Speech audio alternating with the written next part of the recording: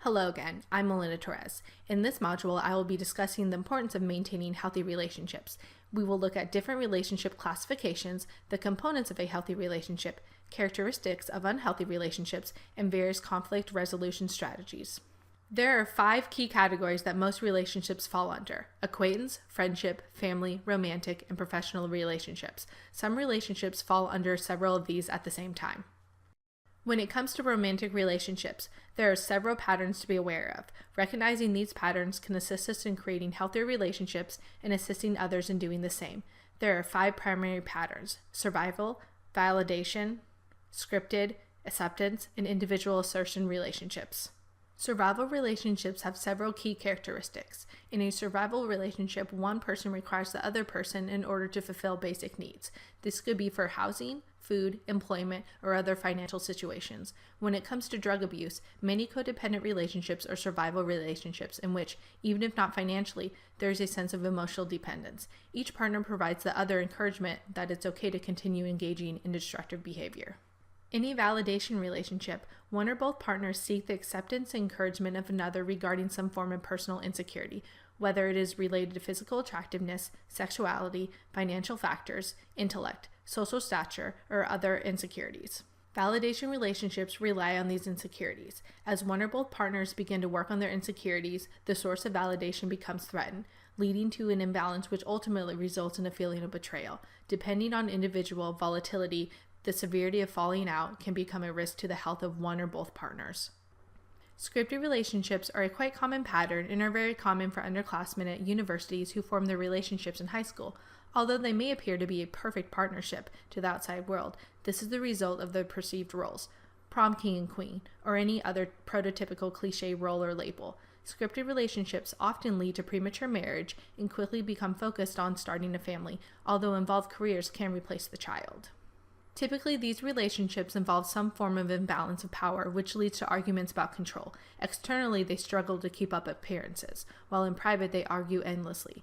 This pattern leads to stagnation and can affect the desire to grow as individuals. Attempting to progress and grow as an individual, which is of course one of the primary purposes of college, often leads to a damper on the relationship and can cause one or both parties to question the scripts they've been handed. Acceptance relationships are what many believe they have or are going to have with a partner, regardless of whether or not this happens. Acceptance relationships are associated with trust, support, and mutual enjoyment. As a result, in many senses, the individuals in these relationships find self-acceptance. Limiting expectations to realistic levels is a must in maintaining these relationships, though allowing expectations to sink too low or failing to address situations in which expectations are not met can lead to strain in even the healthiest of acceptance-based relationships. Over time, under the right conditions, it's possible for a validation relationship to evolve into a relationship based on acceptance. Individual assertion relationships are slightly less common than the others and can often be quite complex in nature. An individual assertion relationship is based on a perceived view of what the other partner either requires or desires. In order for this to occur in a healthy manner, it's important that there is also respect of individual growth separate from the other partner. This will typically involve a combination of mutual activities, yet an adequate amount of time apart to engage in self-discovery. Each person in an individual assertion relationship acknowledges that while there is compatibility between the two, there are also healthy differences, and as a result, each person maintains a sense of individuality.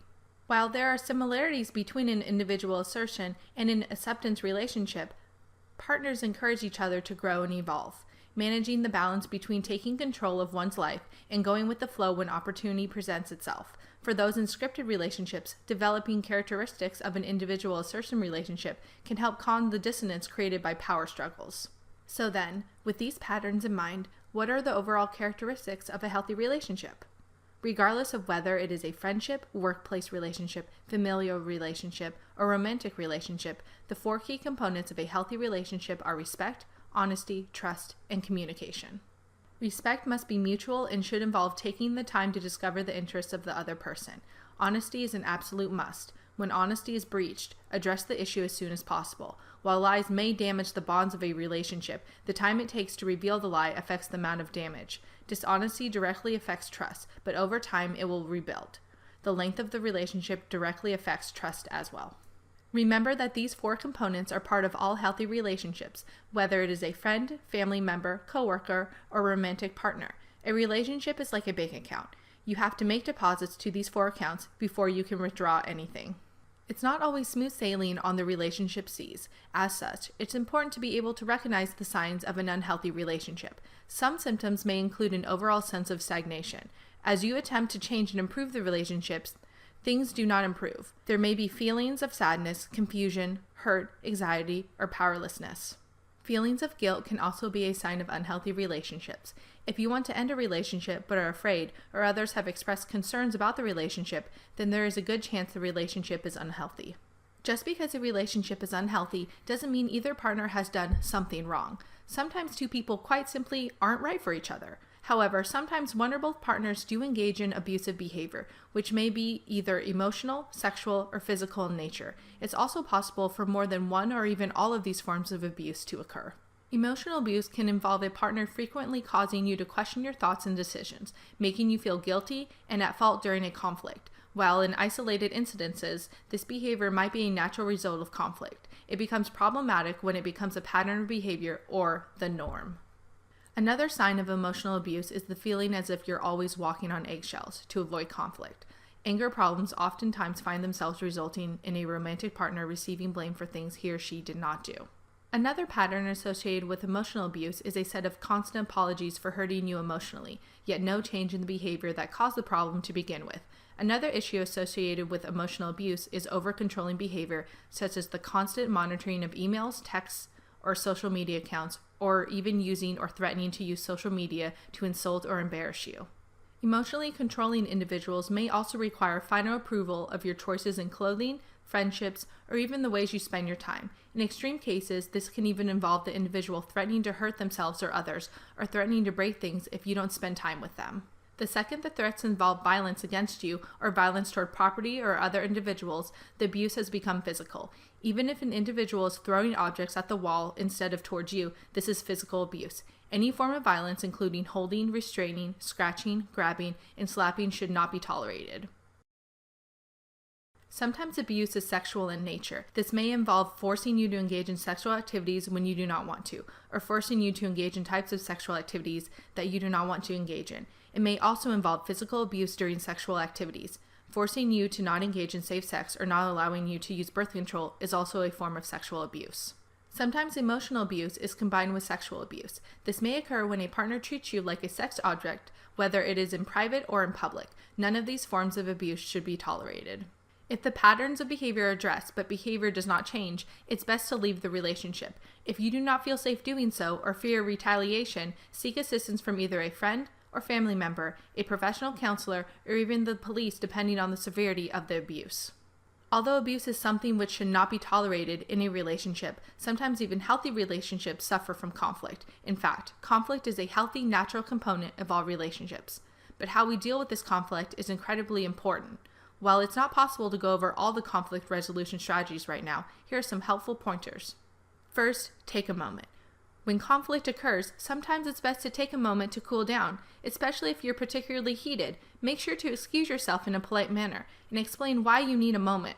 I realize we're disagreeing, and I want to discuss this. However, I'm aware that I'm a bit worked up, and I would like a moment to gather my emotions so that we can discuss this in a healthy, calm fashion.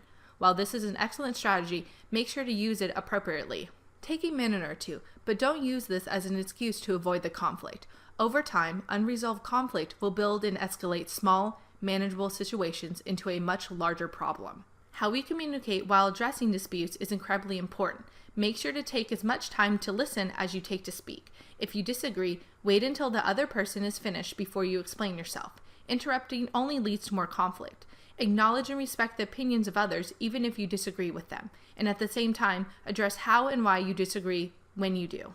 Simply agreeing with someone to avoid conflict is not a healthy long-term strategy and can lead to a growing sense of resentment for the other person. When expressing yourself, avoid starting sentences with the word you when possible. Replace you statements with I statements. When a person hears the phrase "you hurt me on purpose," they are prone to react to this as they probably disagree.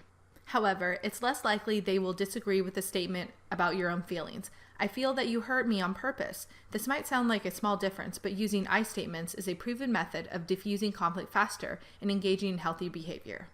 Another important thing to avoid are global statements. Words such as always and never are typical go-to words in conflict as they express the urgency and severity of the way we feel. However, they are also a constant point of contention. They lead to the other person reacting to these particular words rather than the sentiment behind the statement. You always go out on Saturday nights with your friends. You never stay home with me. In response to this statement, your partner will most likely provide a list of 1 or 2 counterexamples, the few times perhaps that they did stay home. Instead, try a phrase such as, I feel like you don't spend as many weekends doing things with me. While the sentiment behind the statement is the same, and while it expresses the same feelings, it leaves less room to argue about unimportant details and more time to focus on the actual issue at hand. While there are certainly plenty more conflict resolution strategies, hopefully these tips provide you with a healthy foundation. Feel free to read and watch videos about different conflict resolution strategies. The more you learn, the more effective you will be both as a peer educator as well as in your own relationships. If you haven't already done so, watch the included TED Talk on choosing healthy relationships. After reviewing this video, you will have your next Quick Check quiz. As always, if you don't get all the questions right the first time around, review the material and try again until you complete it. Once you've completed this Quick Check quiz, the next section on stress management will unlock.